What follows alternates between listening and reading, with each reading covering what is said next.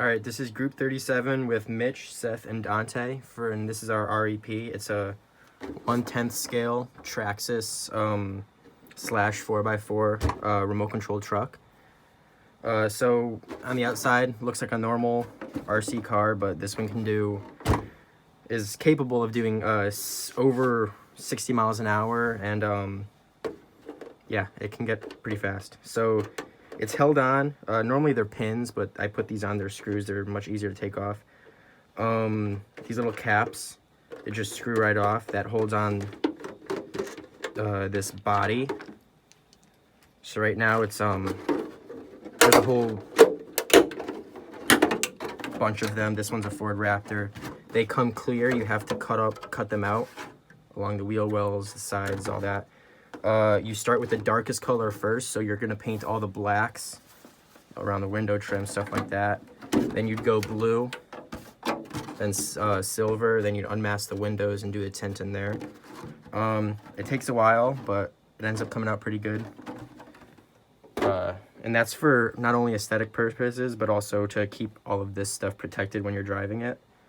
So starting off at the front, you have a front bumper to protect from any kind of front impact. This is how the body's held up. They're like these adjustable posts. They can go either higher or lower depending on the make or style of the body there is. Front suspension, you have 2 shocks. It's independent front and rear suspension. You have steering linkage, suspension linkage, front drive axles because it is 4-wheel drive. And here you have steering linkage connected to the servo. Your input comes from the radio to the receiver.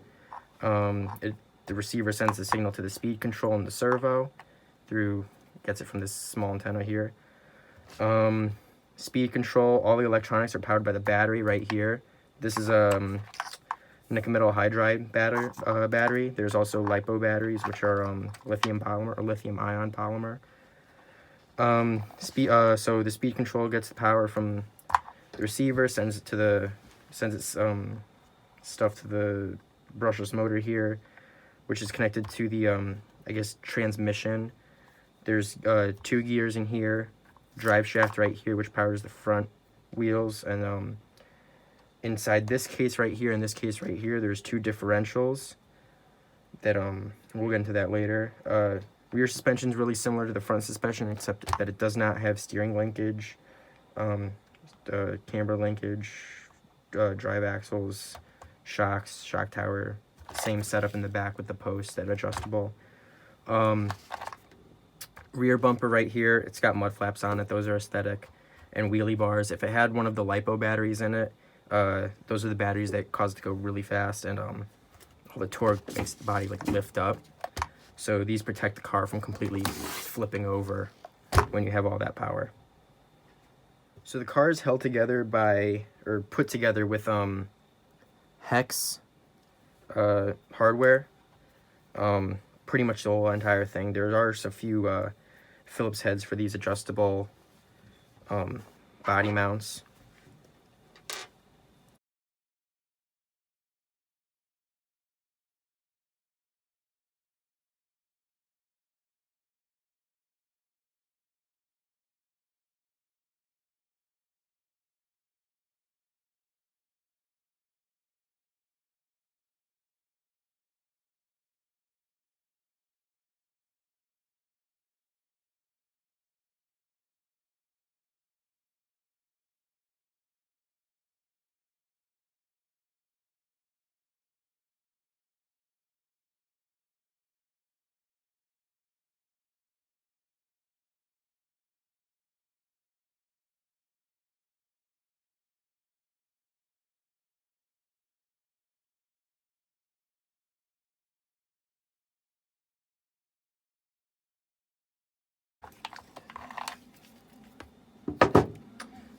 So the engineers at Traxxas were really smart when they designed this truck, coming off of their newer, older models. They made it so that you can take off the front and rear hubs of the car pretty easily with 4 bolts, well 5 in the front. So this just kind of snaps right off. You can see inside the differential there. So that's the rear. There's the gear assembly, the slipper clutch. You can see the pinion gear connected to the motor in there. And then you can just pull the drive shaft out. And then the front requires a bit more, just one more.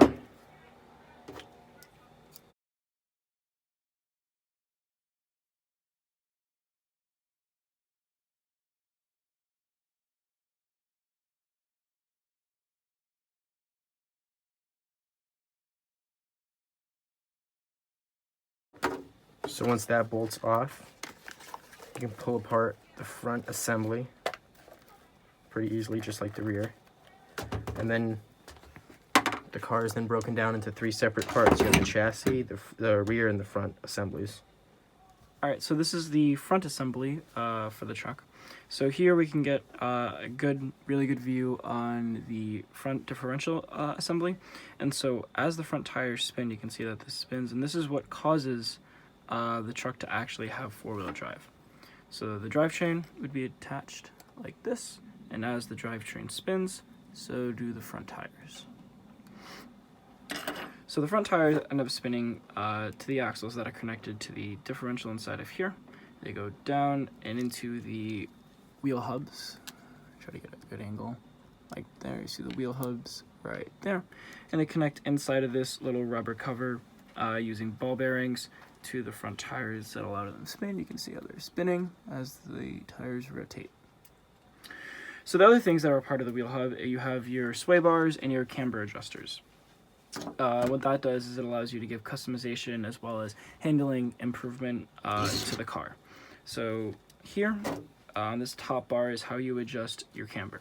So you would move one screw from this hole to here to pull the tire inwards, making it more diagonal. What this would do is the tire would have more grip on the inside of it rather than the outside, because instead of being horizontal, you're angled inwards. And this does is gives you more snappy response when you're turning left and right, as well as gives you better cornering and handling at the cost of traction. So it's about finding that middle ground. And moving on from there, the bottom, the lower arm here, this is the steering bar. As you can see, this was the screw that was taken apart that attached to the front of the chassis to here. And as the motor turns from side to side, you can see as it turns to the right, so do the wheels. And when you turn to the left, the wheels do as well. And this is connected through 2 ball joints here to turn the left tire, and another ball joint here to turn the right tire. And moving 180 degrees to the front, here you can get a really good look at the front of the differential. Now this is encased because there is liquid inside of it to help lubricate it and to reduce friction and help four-wheel drive system. So here are what we call shock towers, and here we have our springs, and here is actually fluid that applies resistance to here, so when the car is under load, it compresses up and then releases back down.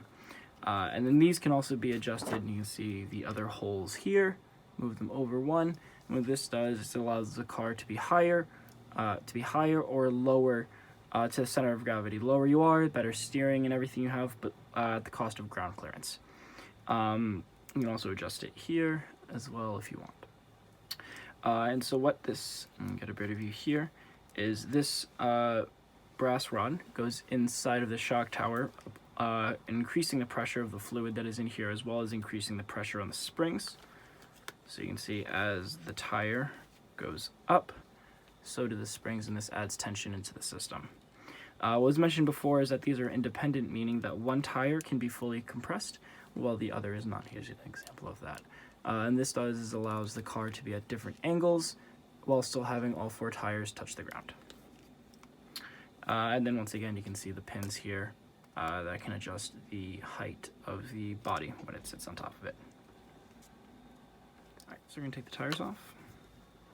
So these tires are center locking, meaning that there is just the one bolt in the middle. So if you were to go look at your car, it would either have 4 or 5 lug nuts on it, and that's just ways of holding the tires onto the axles. So that's unscrewed. Take the tire off. And so here you can get a better look at the front axle as that spins. So as I spin my front axle, you can see that's connected through the differential to the other tire. As well as you can see here that it's connected by another ball joint to here. And as it goes left and right, so does the tire. And actually, you can get a good idea of what it's like to adjust camber. So this is actually not in line with the front bumper, so the front bumper is straight right now, and this is actually angled inwards, which allows, like I said, handling and all of that stuff. So if this was shortened or moved in, there would be more angle. If it was pushed out, the angle would be in the opposite direction. Alright, so this is the rear assembly of the truck. So as you can see, this is the rear differential. So the drivetrain, once again, would go inside of here and spin, causing these tires to spin. And once again, it's very similar to the front, just with minor differences. The biggest difference and most notable one being that there is no steering assembly. So you can see here we just have our upper camber adjusting bar, but we do not have any lower steering angle bar. That is because most cars are just front steer, very few are rear steering cars. So you can see we still have our shock tower, we have our axles connected to our wheel hubs, we have our differential, and we have our rear bumper, as well as the wheels that help the car from too much torque and hitting the ground. So we'll take one of the tires off again to get a better look at the wheel assembly.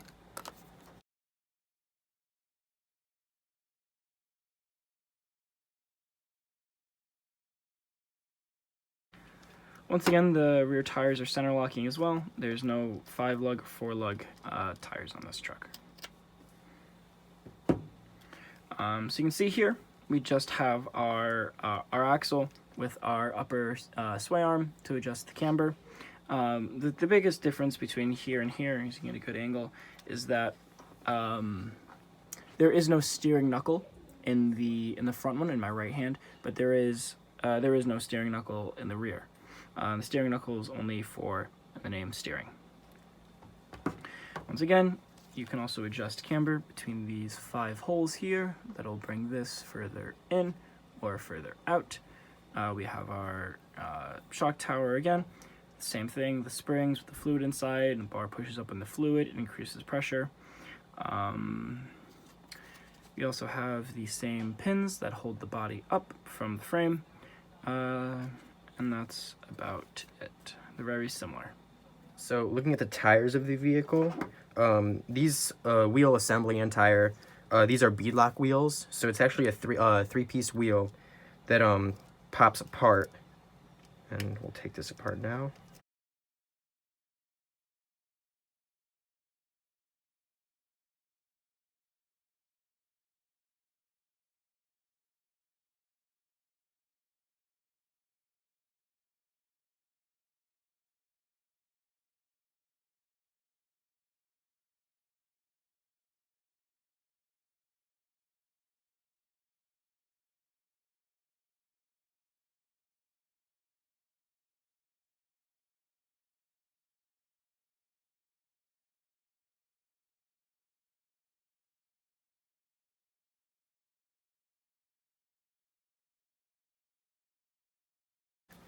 So now that all the screws are out, so what we can do is just pop off this ring, this silver ring in the front. You can see there's a whole bunch of holes behind here. This is the ring. It's really lightweight. It's made out of aluminum. You can put your fingers like this, pop out the first part of the wheel, and then these tires are pretty dirty. You can actually unwrap them while the sand coming off, and pull out the third part of the wheel. So this wheel goes back together. Take your inside piece, kind of, put it like that, and then the bead of the tire gets locked in. That's why they're called bead locks, into this ring here, when this ring goes on top like that, and it holds the tire in place in the front and the rear, inside that little section. So looking closer at the tires, these are actually modeled off of a real-life tire, BF Goodrich. Inside you have a foam, kind of like cushion, like there's no air. This is, I think, a medium compound foam. They have softer and harder ones. This just allows your tire to flex like any normal tire would. It's on a much smaller scale, so there's not that big of an impact, but it's still there. Put that back over here. Looking at the main chassis of the vehicle, there's 5 main components. You have your gearing back here, your brushless motor on this model, the speed controller, the ESC, the receiver, and the steering servo. So we're gonna go into more in depth into each of those later. So you can just take off this right here, this little plastic part. When the rear and front is still on the vehicle, this just makes it easier to adjust the gearing, make sure it's in the right position. The main rule for this, if you can see in here, is that you're supposed to be able to slide a piece of paper in between the gears. A thin piece of paper, like notebook paper, anything really will do, printer paper. That's how to get them lined up perfectly. So once everything's apart, you can just slip this right out. This is the slipper clutch assembly, and this is your spur gear. Stock, in which this is a 54 tooth spur gear, and the slipper clutch assembly back here. This part up here is what attaches to the drive shaft. In here you have your pinion gear, which connects to the motor. This spins around. This is much smaller than the spur gear. I believe this is 13 tooth. And in here, if you can see, is a bearing. There are many bearings in many locations on the car just to help it run smoothly. Anything that turns, you're supposed to do it nice and smooth. Your motor here, your ESC or speed control here. This is connected with 3 wires. And there's 2 bolts holding it in, one here, one here.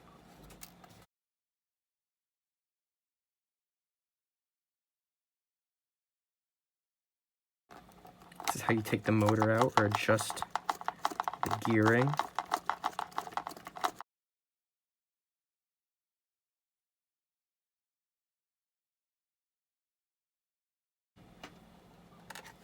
Once you have that unscrew out, you can just slide the motor up and pop it out. You have a tie down here for the wires just so they don't go everywhere.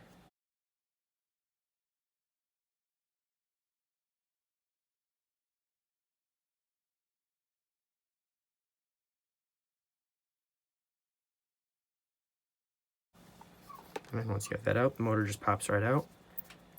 As you can see, the pinion gear spins like that. There's the motor. You have the speed control down here. This is the battery tie down. It's just what holds the battery in place when you have the car moving. It didn't work before because I had it in the highest position. Okay.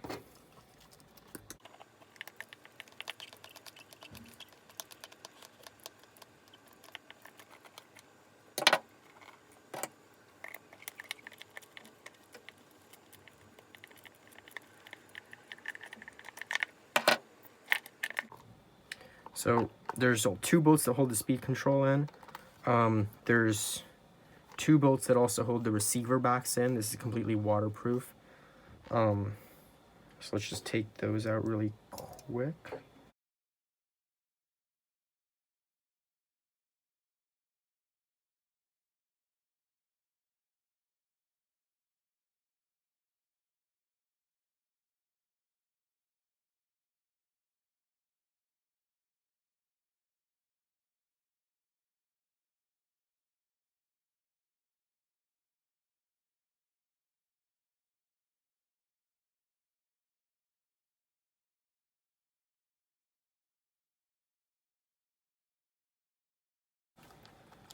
So once you have the 2 bolts that hold in the box on the bottom and the 2 on the top, you can lift it up and find that there's 2 connections in here.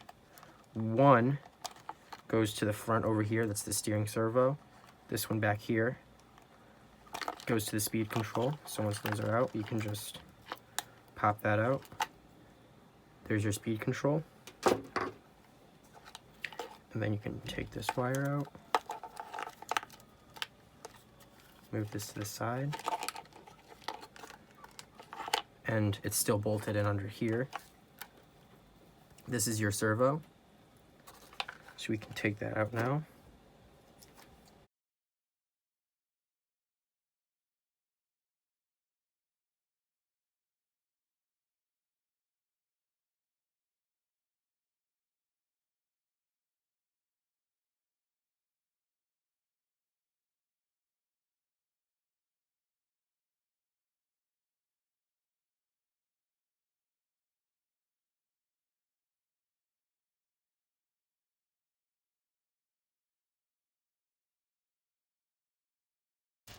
So once those 4 screws on the bottom are out, you're able to just pop the steering servo out of its little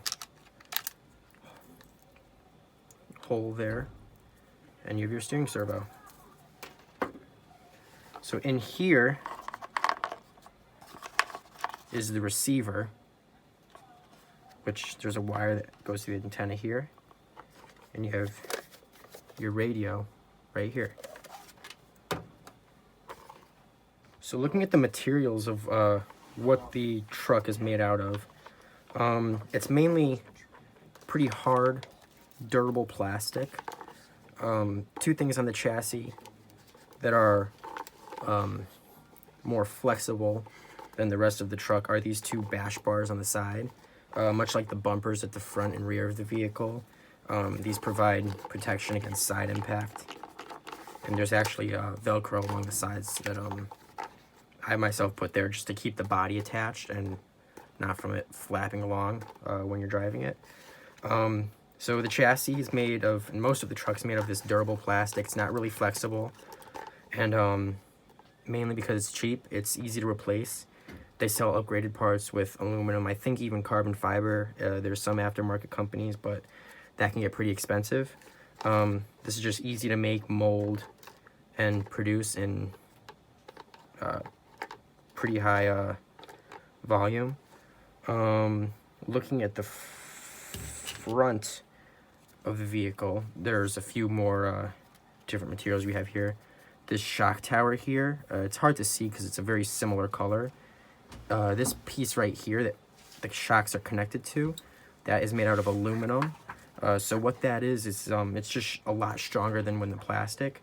If I had them here with me, the plastic shock towers would flex when you compressed the tire up. Not that much, but so slightly that it could make a difference. These aluminum towers don't flex at all. It's much stronger than the plastic ever was. Another material we have here is these drive shafts are made of steel compared to the plastic. These are aftermarket along with the shocks and the shock towers. There's quite a few aftermarket parts on this. These wheel hubs that the wheels lock into are made of aluminum, same as the shock towers.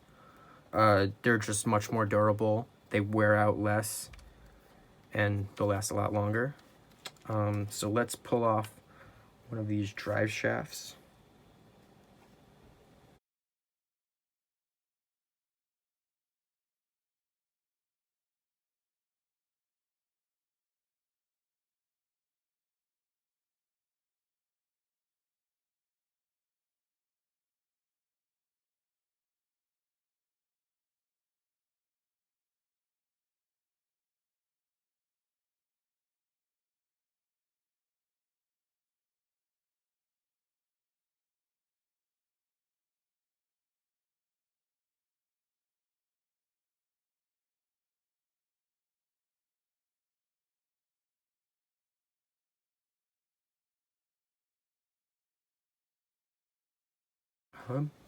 You're gonna pop this off with a flathead screwdriver.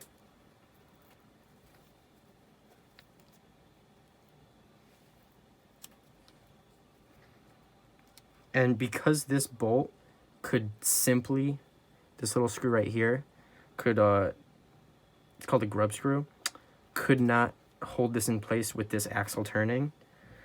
There's a notch in the back of the hex hub right here, which fits right into this little pin that slides in the axle.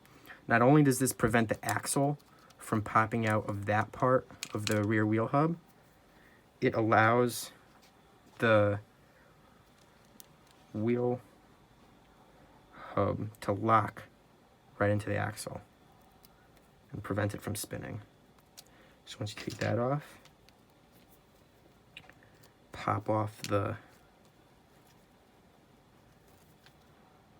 pin.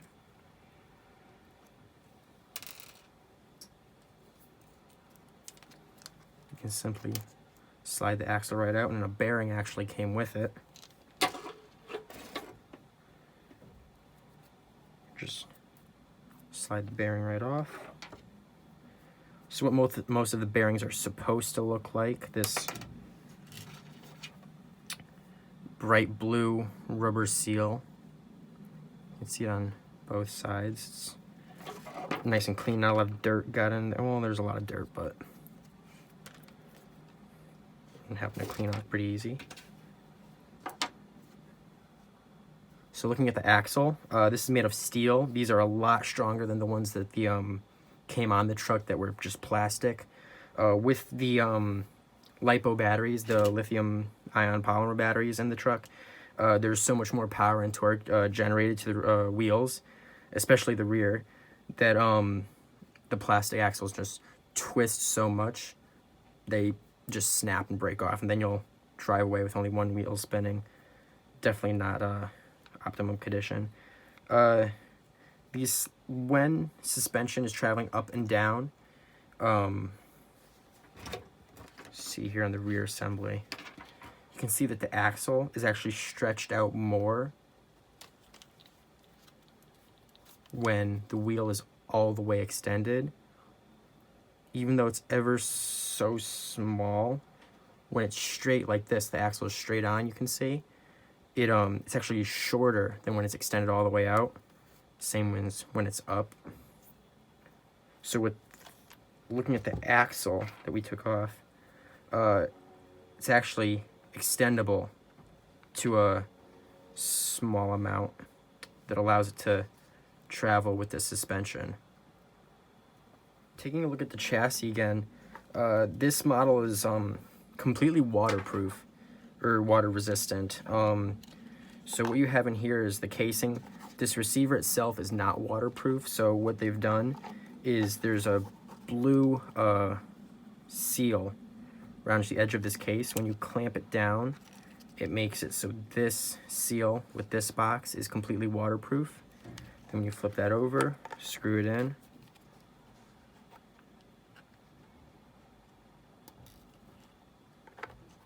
that seal's waterproof, and then they have a piece of foam right here and along the actual case right here, so that when you screw this piece down and it clamps on, that makes it so this receiver box is virtually water resistant, and unless you submerge it in some pretty deep water, you should be pretty safe. Alright, so now we're going to explain how a differential works. So I have a diagram here. And so there are multiple types of differentials. The one that's in here, and for the purposes of this project, we will be talking purely about a clutch limited slip differential, also known as just an LSD. So the point of a differential is when your car goes around a turn, it turns in a circle, right? So you have your one tire here and one tire here.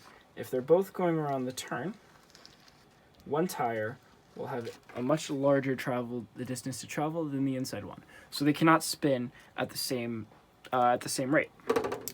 So differential is in charge of doing this. So what happens is here, it's not the best drawn, but this little drive line here is what goes into here and turns the wheels. So as this turns, the wheels turn. And this comes in and turns this larger wheel here, which is connected to here, and it turns the other other gears inside of here that are all toothed and connected together, kind of like that. And so as these spin, it sends power to both the left and the right side. As you can see here, I turn my tires and they both end up turning. However, the great part about an LSD is that I can spin each tire independently from one another. So I can spin that tire without it moving, or I can spin the other tire without it moving, or I can spin one a lot slower than I can spin another. So I can slowly spin that one, and I can spin this one a lot faster, like that. So the way that this works is to do with these clutch pads here on either side. So this little W shape is what's called, it's a preloaded spring that applies applies outward force in either direction to engage these clutches. The clutches are essentially just gears that are pushed together and held there under the force of the preloaded spring. So when the tire, for example, if we were driving along and we hit a puddle, this tire is going to be spinning a lot faster than this tire due to the lack of traction. And now, since there's less traction, there is going to be less force on this side. With less force, it causes these clutch pads to disengage, and this to engage more, because the forces always need to be equal. So if you have less here, you're going to have more here, and will spend power to this wheel and giving you more traction. So this helps when you're going around a corner, because the tire that is spinning on the inside is spinning less than the tire on the outside, so it doesn't need as much power to continue moving as the tire on the outside does. And so that these gears here help to have them spin independently from one another and can spin at 2 different velocities. So a good example of this is that when I have here, and I can spin this in a circle because, I'll get the stuff out of the way, because the clutch will disengage from one side as I spin it around. Thank you.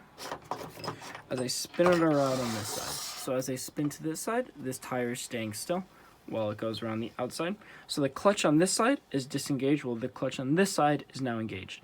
If I was to do the same thing on the other side, the clutch on this side is now disengaged while the clutch on the other side is engaged, causing the tire to be able to spin correctly. And you can see here that the tire on the outside is spinning significantly faster than the tire on the inside. So, looking at the slipper clutch here, what a slipper clutch does is it essentially allows this gear here, when the truck is decelerating or slowing down, to slip, so that when the wheels want to move faster than the engine is allowing it, this will partially disengage and slip. You can't really do it right now as I'm not applying that much force. It'll slip to allow the wheels and the engine to move at a more compatible rate than what they want to. So looking at the gear ratios, this on an NIMH battery, nickel metal hydride, and a LiPo lithium polymer battery. Spur gear for this car, which is this bigger one right here, is mainly 54 tooth. So that is the big gear. There are 54 tiny little teeth along the edge of it. And so that's the spur gear. Looking at the pinion gear, which is found on the motor, this is a much smaller gear. And this one on the truck right now, and what comes stock, has 13 tiny little teeth on it. So you have, that's the spur, this is the pinion gear. So, focusing mainly on these batteries for now, which are the less powerful but easier to take care of, and less hassle batteries. You're starting off with a 54 tooth spur gear, a 13 tooth pinion gear. That'll get you about 35 miles an hour. If you bump the pinion gear, so with these two, on this battery, you're looking at about 35 miles an hour. And that is with one of these batteries right here. It's an 8.4 volts, 5,000 mAh, H battery. You're looking at about 35 miles an hour. If you were to upgrade this pinion gear to have 18 teeth, while in use with this 54 tooth spur gear, you'll look at about 40 miles per hour. Now, moving on to these batteries over here, the LiPo batteries, with this stock gear ratio, and on one of these batteries, you're looking at probably 45 miles an hour. That's so about a 10 mile an hour increase with the stock gear ratios. If you were to run a 19 tooth pinion on a LiPo battery, let's put that down here, with this 54 tooth spur gear, you'll get 60 miles per hour out of the truck. So while it's less complicated than a real full-size car, and it's not Ferrari or anything, there's still lots to play around with gear ratios here, your power source, and how much you can really get out of the car. So looking at the brushless motor, before looking at it, there was this plate on, which allows it to slide into place and lock in. After unscrewing that piece, which these screws normally get stripped, luckily they came off quite easily this time. There's a little black cap on the top. Just gonna pop that off. There's a little bit of dust in here. Just wipe that off. There are 4 screws on the outside edge.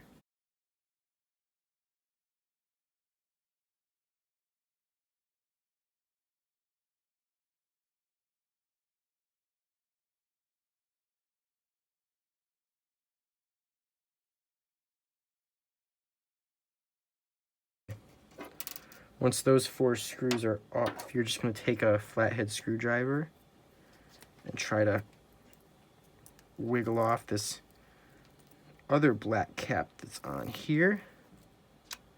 Pop that off.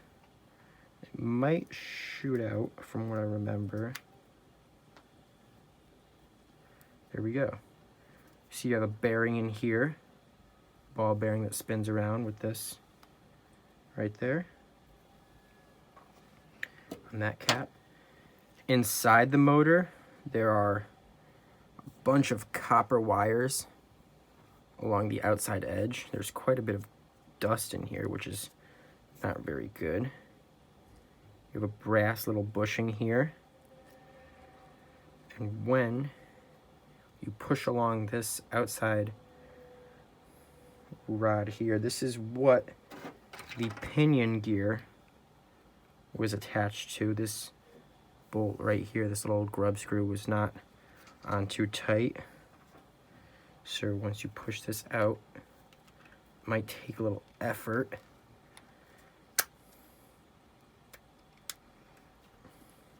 Take off that little bearing there. Push down the table. Pop this out. You have your magnet. You can see inside the motor there, there's a bunch of wire. And at the very end, where this hole is on the bottom, there's another ball bearing for the other side of this. And now we're going to explain how this brushless motor works. Alright, now here we have a simple diagram how the brushless motor works. Now these outside magnets are the electromagnets, and this inside magnet is just a regular magnet. And this is what spins when these magnets are activated. So when B is activated, the magnet spins to, so the poles are then linked with up, or are linked up with B, and then C is activated, linking the poles up with that. And finally, A is activated, syncing the poles up with that. And the cycle continues again, on, and that is what makes the car drive.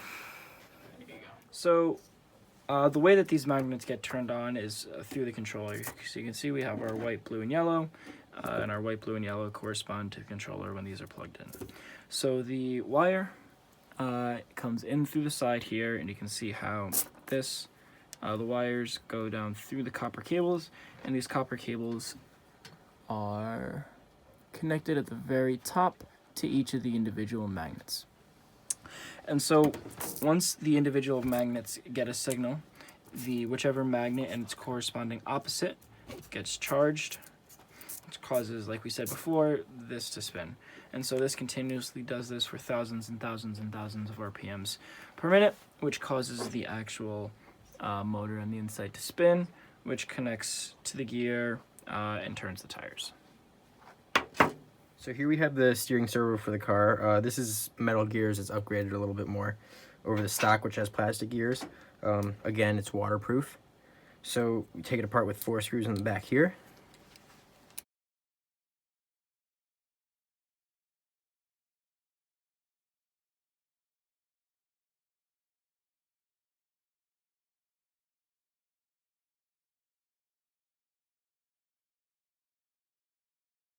So once we take the last screw out, we'll be able to get our flathead screwdriver. Oop. Just be careful because there's... So here we have all the electronics of how it works. There's a small ring around here because, again, it is waterproof. I believe we can pop this up. Nope. So that stays there. You're just going to pull this off. So in there you have all the electronics that make the gears serve. It gets its signal from the receiver. And here you have your metal gears, which turn. And this gear right here is which gets the signal from the receiver.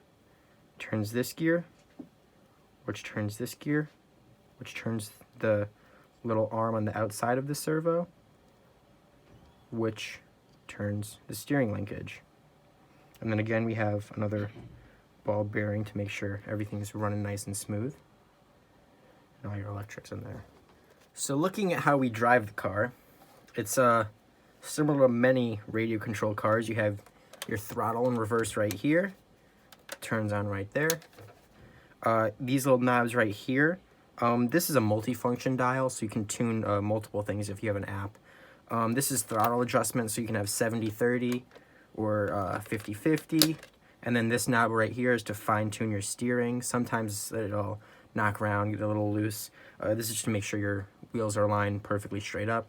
And this will just finally adjust the servo gears. So how this works is it's a 2.4 gigahertz. It'll send radio frequencies to this guy over here in the receiver over here through the antenna here. It'll go down here through that wire into that little box.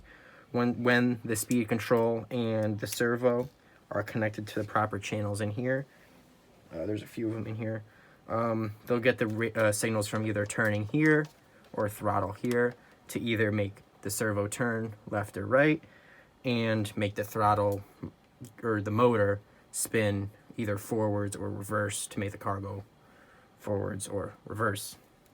All right, now that we've taken everything apart, showing you how stuff works, how it's put together, we're gonna put it all back together and hope it runs right. So here we go.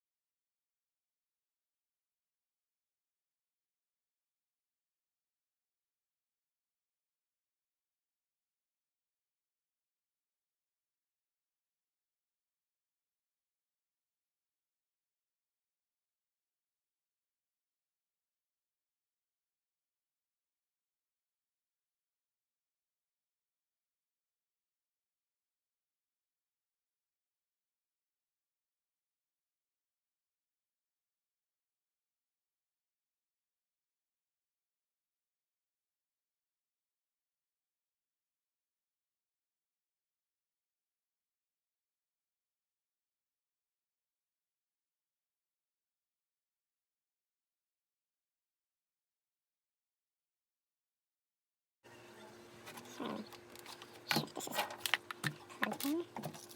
Hopefully the battery is charged. Nothing catches on fire, let's hope. Oh, it's red, wonderful. It shouldn't be red. It shouldn't be red.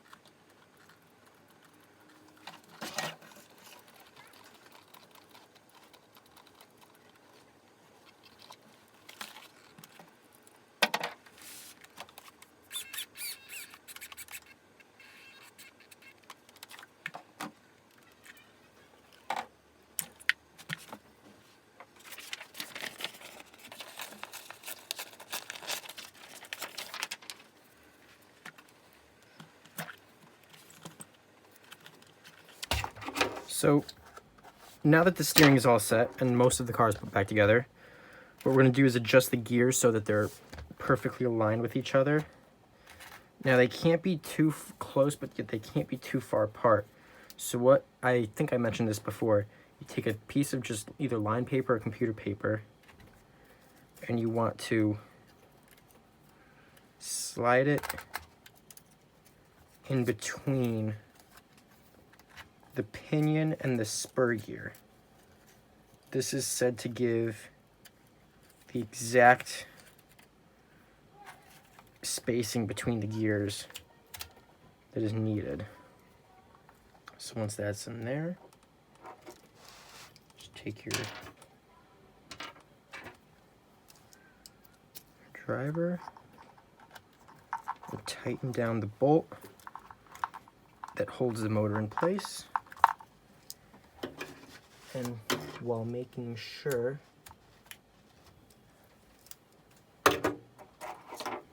the pinion gear is also tightened down on the motor, and then you can just back that paper out of there. See all the rust from the gold gear that's on there. And the car, besides the gear cover,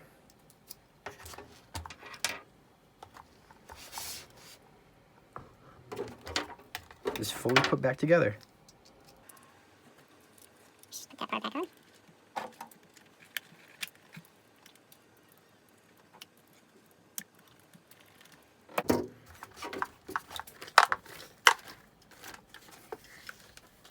And we're all set. As you saw before, the steering works good. It's lined up. It's aligned straight. The battery's kind of dead right now, which is why didn't turn all the way. But I'll get that charged up and working fully, and we should be all good. Okay, so one of the weak points designed on this RC truck here is actually pretty much anything plastic. While it's still durable, if you hit something hard enough, this truck can reach speeds of up to 60 miles an hour with the right gearing and battery. Stuff is gonna break. So these bumpers you can probably get one for $5-10 front and rear. It is an expensive hobby, but it's made so it's still somewhat affordable. One of the nicest weak spots on this car is actually the spur gear. That's part of the slipper clutch assembly, the bigger plastic 54 tooth spur gear. Those wear out quite a bit. I actually have a few extra ones. It's one of the new ones lying around. They wear out quite often, so buying one of those for probably $2-3 is nicer than having to replace a metal gear that will either burn out the differentials or the motor. This gear is designed, it was designed as a weak point, so you only have to spend $2 every time you go through your gears instead of 15 or even hundreds for a new motor. So that's something the engineers, when they were making this truck, that they actually did pretty nice. And just same goes for, I've broken numerous steering knuckles, wheel hubs inside here. Even the plastic drive shafts, I've broken a few. So upgrading to steel was definitely a better option. There's some points that are worth upgrading to either steel or aluminum, where it makes sense to pay that money, as those parts don't break as often compared to these gears like this and other plastic stuff that gets impacted quite often. So there's quite a few things on this truck that could be improved. Powertrain wise, I'd say it's pretty good, except for maybe the axles up here that drive the wheels. Those break pretty often once you really start upgrading for better batteries. But that's actually one of the things that could really definitely be improved, is the battery. This one right here is 8.4 volts, 5,000 mAh. It's a nickel metal hydride battery. I've had this one for a while, probably a few years now, so it you only get about 20 minutes of runtime out of it, and that's driving around normal, up and down the street, through my yard, stuff like that. When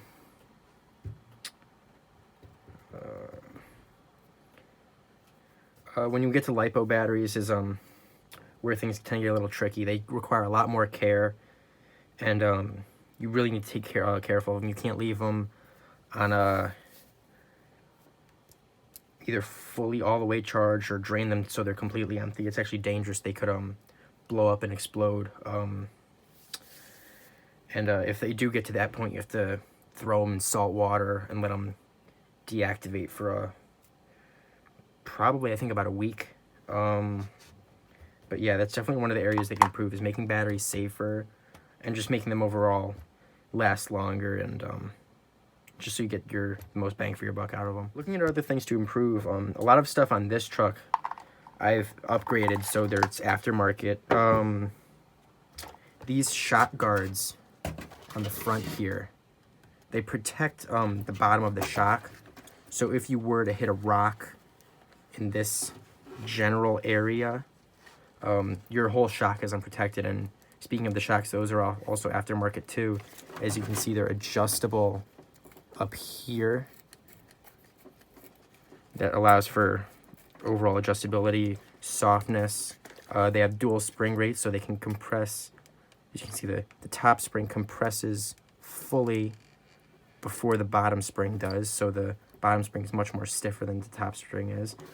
And overall, they're just a lot better quality shocks. They're made out of aluminum instead of plastic that comes stock. There's definitely a lot of improvements to be made on the base car. Like I mentioned before, these shock towers came plastic, and those definitely need to be upgraded. That's something they could do, the Traxxas could do from factory, because there's virtually no flex visible at all when you're moving the suspension compared to what it was before. You would see the body mounts shake, and definitely makes the car a lot more stable to drive. Same with the drive shafts. Those are now steel as opposed to the plastic. The plastic ones just wore out so fast. That's definitely something Traxxas could improve on from the factory. Other than that, I've mentioned that this is a lower center of gravity chassis, so all of this heavy stuff, the battery, the motor, the speed control, the receiver, the servo, sits a lot lower on this model compared to the higher center of gravity base model that I would say sits about an inch higher. So there's definitely a lot less body roll with this chassis compared to the higher one, which definitely makes the car handle a lot better when taking turns. And you can definitely carry a lot more speed without it flipping over. It's definitely a lot more fun to drive, as you don't have to drive it all the way out there, drive it back, and then have it flip over, have to go run and pick it up. It's definitely, there are a lot more improvements that I have done that they could improve on from factory. Another thing is with the higher power batteries, you get so much torque going to the rear wheels that if you've ever seen dragsters, the front wheels will pick up and the car will do a wheelie. These wheelie bars I added when I was running those higher powered batteries, just so the whole car wouldn't flip over on itself onto the roof, and it's definitely something they could have added from factory. However, they don't know what kind of batteries you're going to use. There's definitely a lot of improvements that the car could make, but overall I'd say it's pretty nice. So another area of improvement where Traxxas could have looked at is there is a stainless steel screw conversion on this truck. So most of the screws and hardware is stainless steel. It's been switched over so that not only do the screws they're less likely to strip when you're constantly taking them off, putting them back on, but they won't rust. Good example of this is right over here on the front skid plate. You can see the 3 over here, or even 5, are stainless steel compared to these 4 over here that have seemed to kind of rust, and I think maybe even a few of these are stripped out. Once that happens, you're just gonna have to, like, what I always do is take a Dremel to it, use a flathead screwdriver to take it out, and then that's about it. It's definitely one of the areas Traxxas can improve, and definitely a pretty solid upgrade. So, looking at batteries for the cars, there's 2 options. You have NiMH, which are nickel metal hydride, and then you have lipo batteries, or lithium ion polymer batteries. So I have a nickel metal hydride battery right here. It has 8.4 volts and 5,000 milliamps. So most of the times when you're looking at the voltage of the battery, it's, I guess, in relation to a real car, how much horsepower does it have? This battery has 8.4 volts, so it's got enough power. It can make the truck get up pretty quick. So technically it's how much power does it have. When you look at MAH, or milliamps per hour, looking at a regular car, it's more of a comparison to, I guess, how much gas does it have? How long can it run? This has 5,000 mAh, but it's a pretty old battery, so it's probably lost a few run times. So this is looking about like 20 minutes, more like, so mAh is looking at runtime. And this is volts. This is milliamps per hour. So some of the pros of nickel metal hydride batteries is they're safe, relatively safe. They're reliable. They last for a long time.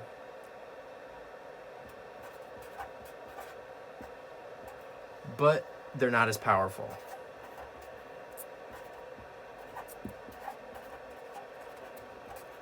As lipo batteries. And they're often quite bulky. This battery right here is a 1, 2, 3, 4, 5, 6. This is a 7-cell battery. Whereas lipo batteries, a lipo battery of this size is probably a 3S lipo. So they can fit a lot more into this size with a lipo. So, looking at LiPo batteries, they are, they can be dangerous.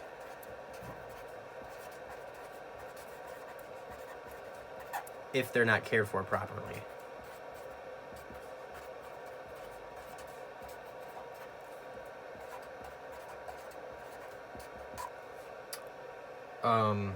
Like I said, there's lots of care required.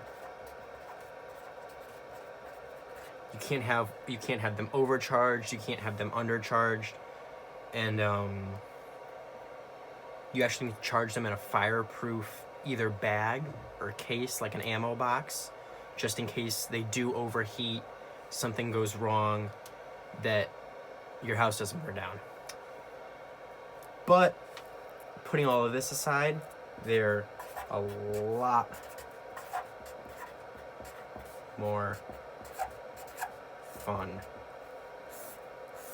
This is what gets the car going to speeds of 60 plus miles per hour with the right gearing, and ultimately gets the car to do wheelies off the ground. They're pretty fun. And right here, we have this battery charging right now. It's almost done. This is actually what a typical charger would look like. You just plug it in, set it to nickel metal high drive. It's not charged. Pretty straightforward. This charger actually takes 2 batteries. It can take 2 at a time. Right now, there's only the one. And yeah, that's pretty much the basics for batteries with these things.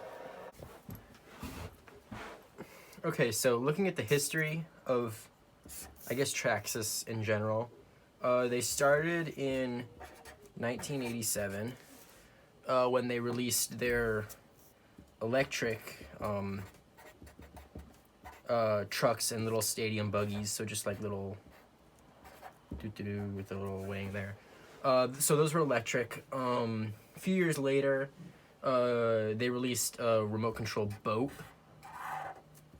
like a little speedboat, in 1989. And then a few years later, 10 years later, in 1999, they actually released their first full-sized monster truck, which was powered by gas. It's called nitro fuel.